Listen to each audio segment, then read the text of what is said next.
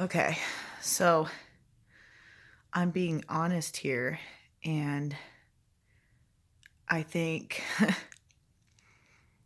I think this is what I should have been sharing all along, which is my heart, but I don't think um, at that time I was ready to give it.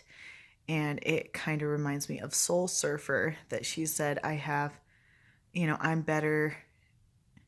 It's easier for me to embrace you now with one arm than I could have with both. And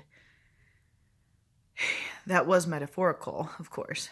And then now in my own life, I realized I've had these gifts and talents for a long time. And these are actually the things I wanted to share. But I wasn't sure if anybody really wanted to hear them or if it like touched anyone. I got more of the hey, I want to know how to's and what to do's and what nots. And I think I really focused on what people wanted from me rather than what I wanted from me and what I had and how to give that to you guys.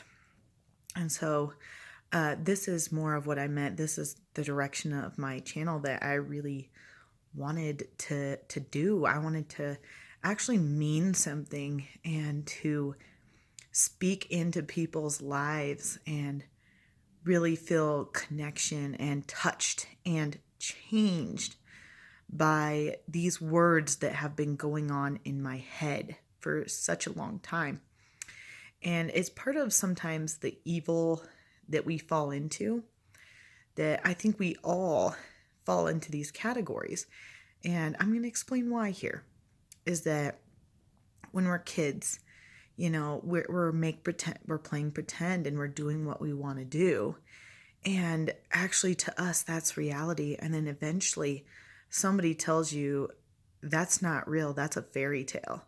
And what you're believing is wrong, that you can't be that person. And so we drop it and we say, okay, I'll trade it in for something, tangible, for something good that can make a difference. And for example, mine was, fourth grade, I wanted to be a writer. Now, at this time, at fourth grade, we had just discovered that I was severely dyslexic. I had multiple kinds of dyslexia, and I didn't even know how to read. The thing is, I have such a brilliant mind for memorization, and I was so smart, I was able to technically fake my way through those years of school because I could just copy and repeat really, really easily. But then they could tell I was super smart and understanding things. So in fourth grade, I was kind of put in slower classes and I was just learning how to read. And I kind of labeled myself as stupid, let alone all the health issues I was later to discover. But what I wanted to be. And I remember playing dress up. What do you want to be like one day? And I dressed myself up as a writer.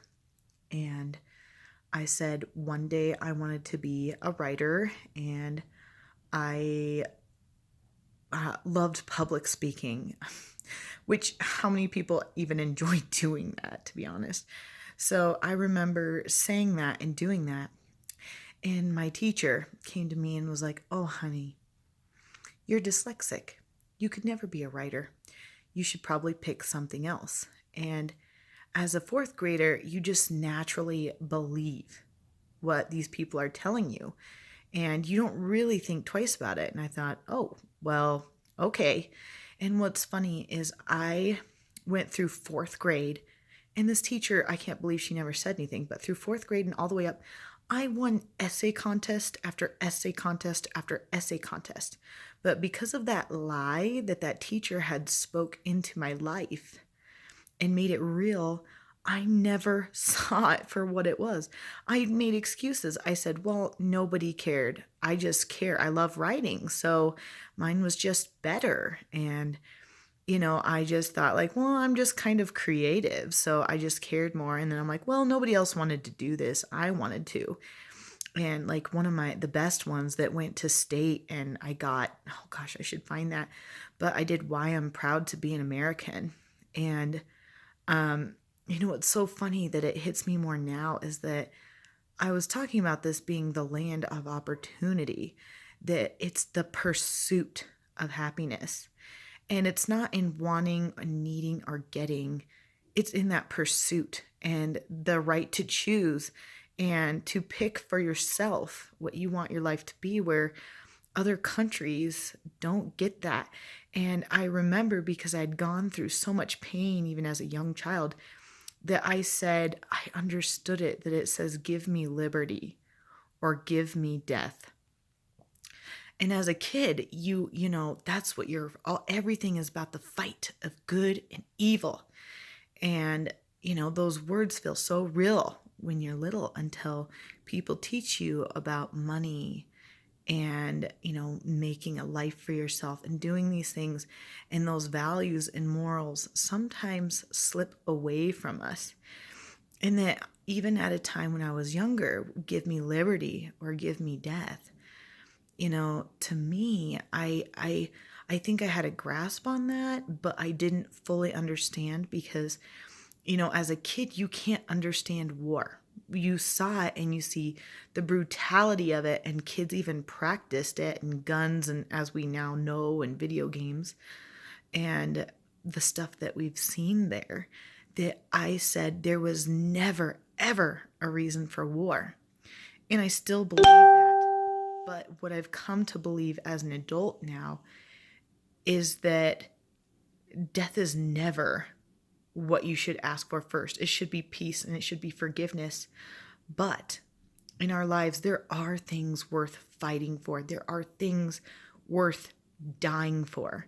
And that's what this country was trying to be. Now, obviously, we have done some very bad things and some very wrong things. And I don't know a story out there that isn't full of death and joy and conquering. It's all mixed in together. And I one time heard this, and I disagree now, but they said the universal, okay, get this, the universal language, the universal thing that everyone gets is love. And then I was thinking, no, that's actually false. I think what everyone relates to and is universal is that everyone knows pain. I hate admitting that. I hate saying that. But if you really want to relate to a person, you don't go to them in their best time. You go to them at their weakest time. And you go in to their pain and their suffering. And that's when you make a difference in somebody else's life. Not because they're doing well, not because they're successful or glamorous or anything else. You go in where that person's hurting and you teach them about love. And that's what makes the difference, because all of us have experienced love at different levels and different degrees. And most of us have all been hurt by these ideas of love and loving and giving and sharing. And it's not that it's not out there, but it's not universal. And that's why it's our job to teach it. And that's why it's our job to continually give love, because not everyone has been able to see that or receive it. And that's something that I truly want to give the world, because I have been there. I have been there so many times through so many spots in my life, and I have experienced physical pain, emotional pain, spiritual pain, all the different kinds of pains that you could go through. The loss of kids, the joy of kids, the love of animals, of the idea of husband and wife, and all these great things and fairy tales that we believed in. And you know what? I talked to God about it, and I realized that even as adults, a lot of us were just playing pretend. We were still doing dress up. We were living in what we were taught as children to be, that we should play house, and you should want to be a good wife or a good woman, and men should want to be this big, strong, macho Prince Charming. and give us our happily ever afters. And, I was kind of fighting with God because let's be honest, ladies, and this is different for everyone because you get to envision it however you want. But what girl wants to give up her glass slippers and turn it in for what looks like a used and broken sword and shield? And then you have to think about that. And then you go to pick it up and you're like, I can't even lift this. And then God looks to you and he tells you, well, that's where we strengthen your muscles, which are going to be built on faith. And you will be able to lift this. And when you do, you can slay your own dragons. And you don't have to wait on Prince Charming. And you don't have to wait on a fairy tale. And that you can make your own life. And you know what? You can save Prince Charming and you can run away with the stable boy. And just building myself up in God, because something that had really challenged me, and I had thought about this very deeply, and I might even have to do another video on it. But if you ask yourself, even as a man, you need to ask yourself this. If beauty is in the eye of the beholder, who is your beholder? Because whatever that is, whether it's drugs or alcohol, a woman, a man, if it's anything less than what God had intended for you, then you're cutting yourself short. And that's not out of me being high and mighty. It's because I just realized this myself. And if I can find my beauty and my value in God, then I know my true worth, that I don't have to have outward beauty. I have inward beauty and I can see myself for who I am. So if I'm not giving that to me and for God to decide, then I am always under somebody else's thumb. I am always owned by whatever that is holding me back. That might be your idea of being pretty. That might be your idea of being skinny. That might be your idea of, life without drugs and alcohol, or whatever it is for you. But I'm telling you, if you trade that in, you're going to find so much more than a fairy tale. And you can get rid of your happily ever afters, and you can move into something and a story that you can write your very own, and you can make up your own fairy tale rather than trying to live one that was never meant for you.